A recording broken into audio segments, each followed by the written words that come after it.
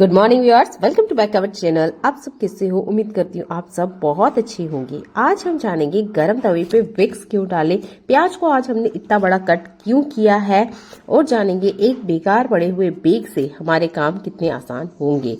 Tissue paper को हम गरम तेल में क्यों डाल रहे हैं। वीडियो बहुत ही इंटरेस्टिंग होने वाली है, तो वीडियो को एंड तक जरूर वॉच कीजिएगा। बहुत ही आपके काम आने वाले हैक हैं जो आपकी किचन लाइफ को आसान बना देंगे। चलिए देख लेते हैं आज का पहला यूजफुल टिप। पहला यूजफुल टिप मेरा लहसुन से जुड़ा हुआ है।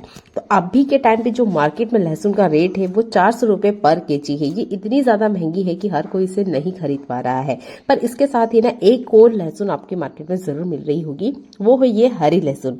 तो आप देखो, इस तरह की हरी लहसुन जब भी लाते होंगे तो आपने देखा होगा इसके अंदर से अगर हम लहसुन निकालने जाएंगे तो लहसुन बहुत कम निकलेगी, आधे से ज्यादा छिलका ही निकल आएगा, क्योंकि ये कच्ची लहसुन है। तो इसे कैसे यूज करें, तो कोशिश कीजिएगा इसमें से लहसुन को इस तरीके से ना निकालें। इस तरीके से आप निकालेंगे ना तो आधे से ज्यादा तो कचरा आ जाएगा, दूसरा हमने बहुत ज्यादा पैसा इसमें लगाया हुआ है तो वो वेस्ट भी हो जाएगा। आप ना इसकी छिलके का भी यूज कर सकते हैं। बस क्या करना है, इसकी जो ऊपरी परत है ना वो आपने अच्छे से निकाल लेनी है, क्योंकि ऊपरी परत इसकी सख्त होती है। अगर हो सके, जितना हो सके आप मिट्टी वाली ही लहसुन लेकर आइएगा, अच्छे से धुली हुई साफ वाली लहसुन मत लेके आइएगा, क्योंकि 3-4 परत तो हमने फिर भी निकालनी होती है। मिट्टी वाली को हम आराम से धो सकते हैं, उसमें 2 से 3 परत में ही आपको अच्छी से लहसुन मिल जाएगी। तो यहाँ पर मैंने लहसुन को बढ़िया से अच्छे से छील लिया है। इसके बाद में मैं डायरेक्ट इसे कट करके रफली बड़ा बड़ा ही यूज कर रही हूँ। तो मैं यहाँ पर खलबत्ते में से पीट रही हूँ, आप चाहे तो इसे मिक्सर में भी पीस सकते हैं, तब आप इस बिना छिलका निकाले भी इस लहसुन का यूज कर सकते हैं। तो इतनी महंगाई में आप खड़ी लहसुन लाने की बजाय इस तरीके से हरी लहसुन का यूज कर सकते हैं। ये सस्ती भी होती है, स्वादिष्ट भी होती है, और जिस भी आप रेसिपी में डालेंगे ना, यकीन मानिए नॉर्मल जो लहसुन है उससे 10 गुना स्वाद आएगा। तो यहाँ पर सिर्फ आप लहसुन का ही यूज नहीं कर सकते, लहसुन का जो डंठल है इसका भी यूज कर सकते हैं। तो जैसे हम हरे प्याज की सब्जी बनाते हैं वैसे ही हम लहसुन के डंठल की भी सब्जी बना सकते हैं। बस इसके व्हाइट पार्ट को मत डालिए, व्हाइट पार्ट को आप लहसुन की तरह ही यूज कर लीजिए, और हरे डंठल की आप आराम से सब्जी बना सकते हैं। इसकी सब्जी भी बहुत ज्यादा स्वादिष्ट होती है। इसके बाद में डाल लीजिए आप यहाँ पर कुछ मसाले जो भी आप एक्स्ट्रा खाना पसंद करते हैं। तो मैंने यहाँ पर ऐड किया है खड़ी लाल मिर्च, जो छोटी साइज की होती है ना, इसमें ये लहसुन की चटनी बहुत ज्यादा स्वादिष्ट देती है। और इसे पीटते वक्त हमेशा नमक जरूर डाल लीजिएगा। नमक डालने से अच्छे से क्रश होता है।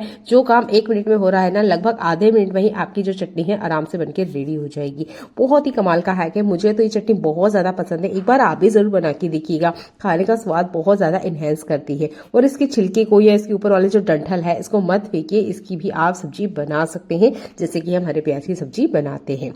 दूसरे यूजफुल हैक में मैं प्याज के बारे में बात करूंगी। तो देखिए, जब भी हम डेली सब्जी बनाते हैं ना, इसके बाद भी हम लोगों को कभी कभी रेस्टोरेंट की याद आ ही जाती है और बाहर जाके रेस्टोरेंट का खाना पसंद करते हैं। पर अगर आप अपनी सब्जी बनाने के तरीके में प्याज को इस तरीके से बड़ा चॉप करके सब्जी बनाएंगे, या आप मटर पनीर बना रहे हैं या मटर में जो भी आप सब्जी बनाना पसंद करते हैं, उसमें अगर आप इस तरीके से बड़ा प्याज डालेंगे तो सब्जी का स्वाद भी इनहेंस होगा और देखने में भी काफी सुंदर लगती है। क्योंकि ज्यादातर हम रेस्टोरेंट में दिखावट का पैसा देके आते हैं, ना कि स्वाद का देकर आते हैं। तो आई होप ये ट्रिक को आप अपनाते हैं और घर पे ही अपनी जो नॉर्मल सब्जी है ना, उसका स्वाद भी बदल सकते हैं, उसका लुक भी बदल सकते हैं। इससे सब्जियों का स्वाद बहुत ज्यादा बदल जाता है और देखने में हर किसी को ये पसंद भी आती है। देख लेते हैं आज का अगला यूजफुल हैक।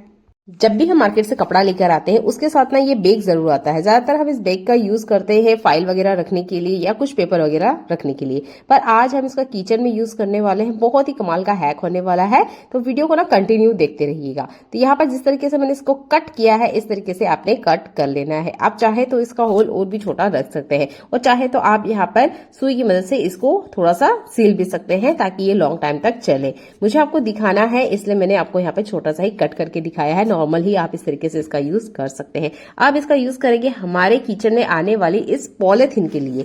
देखिए, ये पॉलिथीन ना हमें जरूरत इसकी होती रहती है, बहुत सारे कामों में ये आती भी है, तो इसको रखने में बड़ी दिक्कत होती है, ठीक टाइम पे ही हमें मिलती नहीं है। बस आप ना इस तरीके से इसे लटका दीजिए और इसके अंदर जितनी भी पॉलिथीन आपके हाथ आती है उसके अंदर डालते जाइए। आपकी पॉलिथीन एक जगह रहेगी, निकालने में सिर्फ एक ही पॉलिथीन बाहर आएगी, सारी पॉलिथीन बाहर नहीं आती है।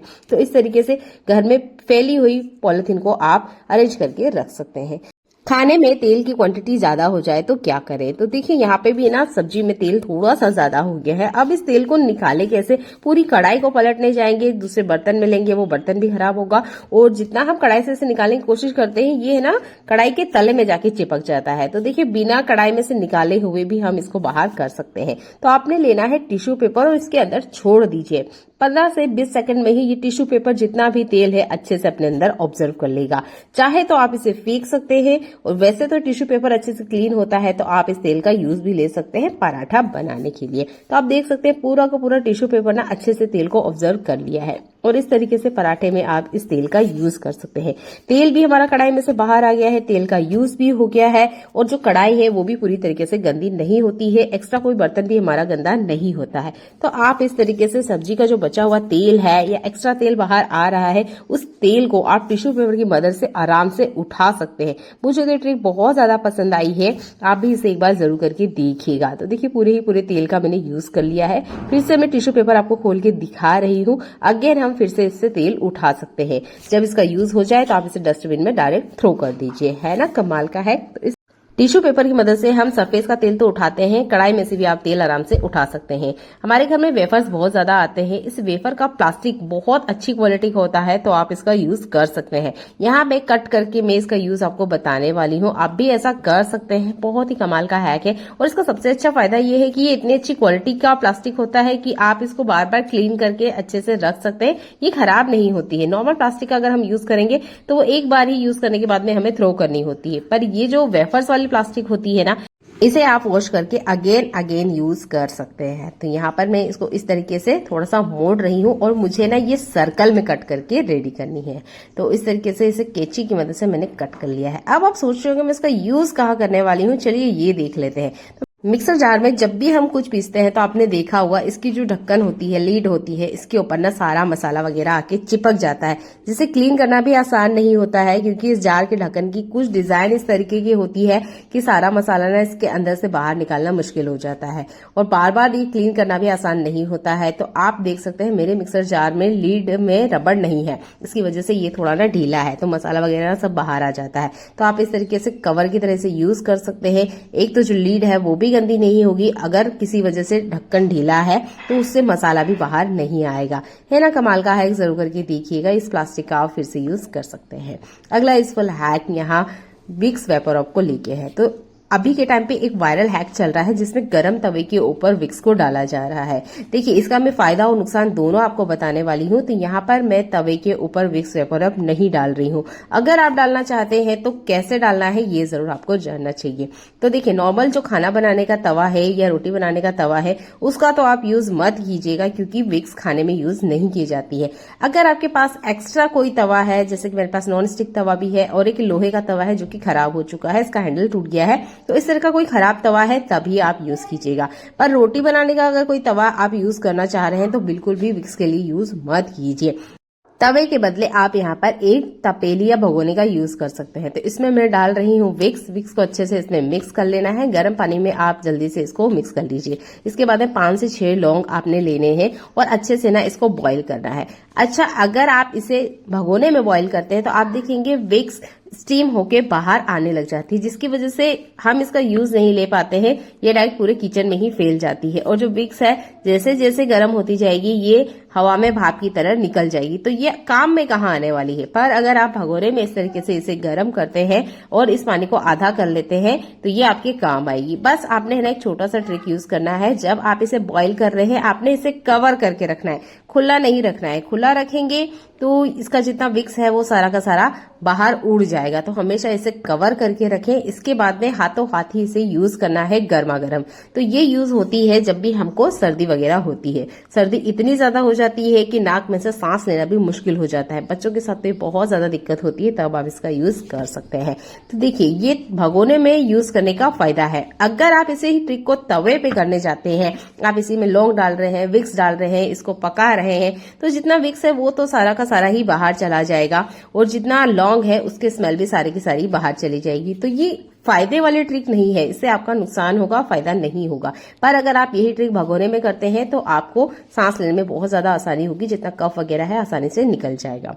अगला इस फुल हैक में कुकर से जुड़ा हुआ आपको बता रही हूँ। तो देखिए, कुकर में हम ज्यादातर दाल चावल ही बनाते हैं, पर आज ना हम इसमें इडली का बैटर डालने वाले हैं। अब आप सोच रहे होंगे इडली का बैटर डाला है तो क्या हम इसको गैस पे चढ़ाने वाले हैं? बिल्कुल नहीं, हम इसको गैस पे नहीं चढ़ाएंगे। बस आप ना कंटिन्यू वीडियो को देखते रहिए। तो यहाँ पर जब भी आप इडली का बैटर बना रहे हैं, हाथों हाथ ही नमक डाल दीजिए, इससे फर्मेंट होने का काम जो है बहुत जल्दी से हो जाता है। तो अभी चल रहा है फरवरी, और फरवरी में भी इतनी ज्यादा ठंड होती है ना कि ठीक से फर्मेंट होने का काम होता ही नहीं है। तो ये बहुत ज्यादा दिक्कत हो जाती है। अगर हमें जल्दी से ही इडली बैटर रेडी करना है या डोसा बैटर रेडी करना है तो कैसे करें? तो पहले तो आप बढ़िया से नमक अच्छे से इसमें ऐड कर लीजिए। नमक घोलने में बिल्कुल भी कंजूसी मत कीजिएगा, बहुत अच्छे से आपने इसको मिक्स करना है। इससे बहुत जल्दी से आपका जो बैटर है फर्मेंट हो जाता है। अब बात करिए कुकर की, तो कुकर को कैसे यूज करना है? ध्यान रखिएगा, कुकर को आप डायरेक्ट इसी तरीके से लगा देंगे तो ये ब्लास्ट भी हो सकता है। ध्यान से सुनिएगा मेरी बात को।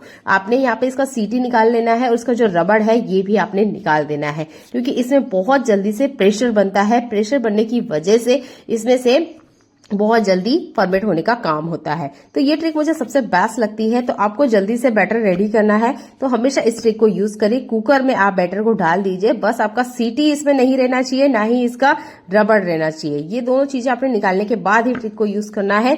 कम से कम 3 से 4 घंटे के अंदर ही अच्छे से ये बैटर फर्मेंट हो जाएगा। और ये ट्रिक आपने ठंड में ट्राई आउट करनी है, ना कि गर्मी में। गर्मी में तो नॉर्मल ही 4 घंटे के अंदर अच्छे से इडली बैटर फर्मेंट हो जाता है। मेरी बात को आप ध्यान से सुनिएगा। कुकर की सीटी और कुकर का रबड़ दोनों ही आपने निकालना है। आसपास कोई गर्म कपड़ा नहीं लपेटना है। फर्मेंट का काम बहुत जल्दी हो जाएगा। 3 से 4 घंटे के अंदर ही इडली बैटर आपका बनके रेडी हो जाएगा। आई होप ट्रिक आपको पसंद आती है। आपको मेरा ये ट्रिक पसंद आता है तो वीडियो को लाइक और शेयर करना बिल्कुल ना भूलें। चैनल पर पहली बार आए तो चैनल को सब्सक्राइब कर लीजिएगा। चलिए मिलते हैं अगली ऐसी यूजफुल वीडियो में जो आपके घर और किचन के काम को आसान बनाए। देखने के लिए आपका बहुत सारा धन्यवाद।